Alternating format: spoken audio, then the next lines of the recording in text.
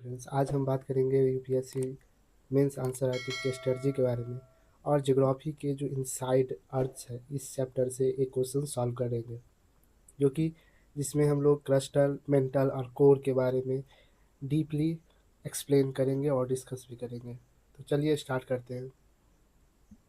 Question से describe the characteristics and the composition of different layer of the as.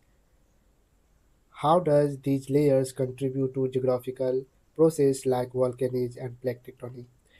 इस questions के माध्यम से हम लोग कोर्स और वोल्केनीज, प्लेट टेक्टोनिक, क्रस्ट, मेंटल इस सभी के बारे में डिस्कस करेंगे। तो इसमें बोला गया जो अर्थ के जो लेयर्स है उसके कैरेक्टरिस्टिक बारे में बताना है। उसके बाद उसके आधार पे जो वोल्केनिज्म होते हैं, प्लेट टेक्टोनिक, इसके बारे में व्याख्या करनी है। तो ये 250 वर्ड में करना है। तो इंट्रो में सबसे पहले जो होता है वो सारांश लिखते हैं, मतलब जो हम आगे बताने वाले हैं वो इसमें पहले बताते हैं शॉर्ट फॉर्म में। The earth is composed of three primary concentric layer, crust, mental and core, each differing in the composition's density and physical state।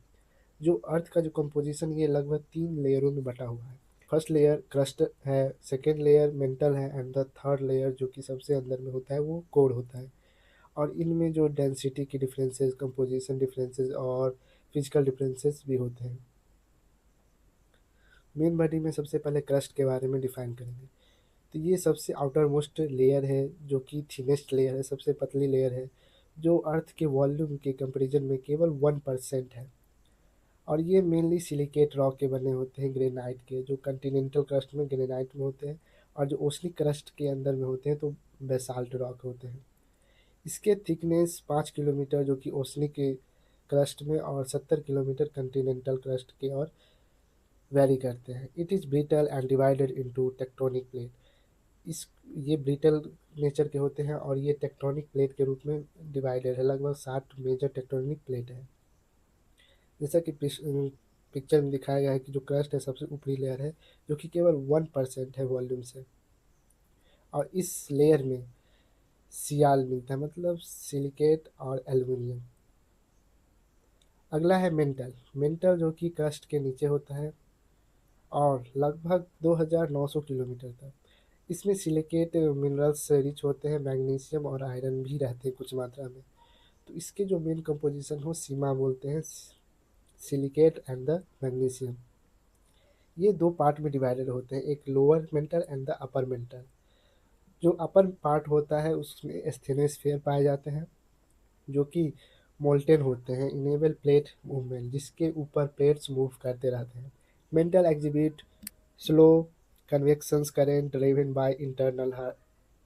जो मेंटल के अंदर में जो कन्वेक्शन करंट मूव करते रहते हैं अंदर ही, वो हीट डिफरेंसेस के कारण।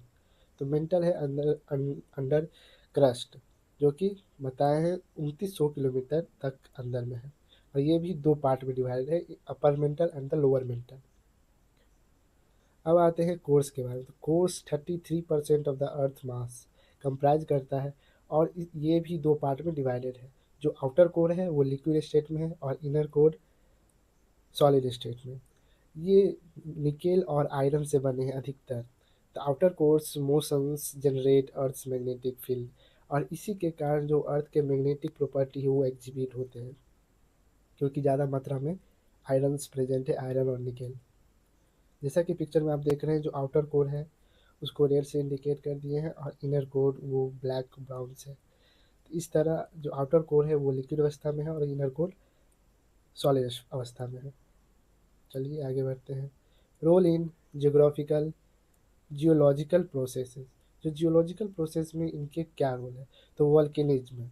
तो वॉल्केनिज्म में सबसे ज़्यादा महत्वपूर्ण है जो कि स्टेनोस्फीयर में जो प्रेजेंट होते हैं सेमी सॉलिड्स, जिसको हम मैग्मा बोलते हैं, वही सोर्स है। स्टेनोस्फीयर इसके सोर्स है जो कि अपवार्ड डायरेक्शंस में मूव करते हैं, जहाँ उसको वीकनेस, जो प्लेट अगर क्रस्टल वीकेन हो, मतलब कमज़ोर हो, वहाँ पर ये राइज कर जाते हैं ऊपर की ओर और वॉल्केनिक इरप्शंस बनाते हैं। इसी कारण जहाँ प्लेट कमज़ोर होते हैं वहाँ वॉल्केनोज मिलते हैं। उसके बाद प्लेट टेक्टोनिक है। प्लेट टेक्टोनिक में जो प्लेट होते हैं वो क्रस्टल और अपर मेंटल के पार्ट होते हैं जो कि लिथोस्फीयर बोलते हैं। इस ये कई प्लेटों में डिवाइडेड होते हैं, ब्रोकन होते हैं, जो कि डक्टाइल जो एस्थेनोस्फीयर है, लिक्विड सेमी सॉलिड जिसको बोलते हैं, इस पर फ्लोट करते रहते हैं, मतलब तैरते रहते हैं। Mental convention drive there movement, और जो अंदर मेंटल के अंदर में जो कन्वेक्शन करंट है जो मूव करते रहते हैं, इसके कारण जो प्लेट है, प्लेट भी मूव करते हैं।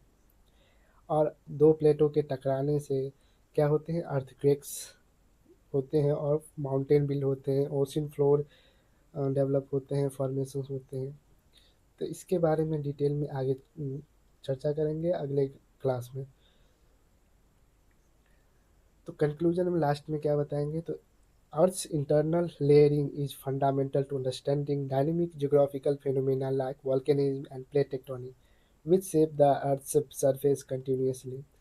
जो अंदर के जो इंटरनल जितने भी फंडामेंटल जो लेयर्स है, वो वोल्केनिज्म और प्लेट टेक्टोनिक जियोमॉर्फिक जो प्रोसेस है, उसको समझने में बहुत मदद करती है।